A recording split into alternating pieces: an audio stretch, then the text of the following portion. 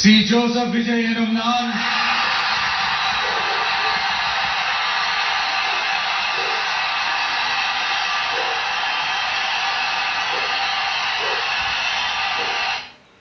சட்டப்படி அமைக்கப்பெற்ற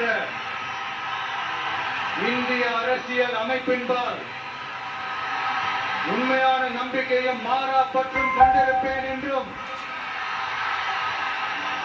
இந்திய நாட்டின் ஒப்பில்லாத முழு முதல் ஆட்சியையும் ஒருமை நிறுத்துவேன் என்றும் தமிழ்நாட்டு அரசின் முதலமைச்சராக உண்மையாகவும் உளச்சான்றின்படியும் என் கடமைகளை நிறைவேற்றுவேன் என்றும்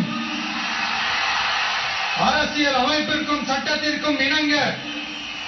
அச்சமும் ஒருதலை சார்பும் இன்றி விருப்பு வெறுப்பை விலக்கி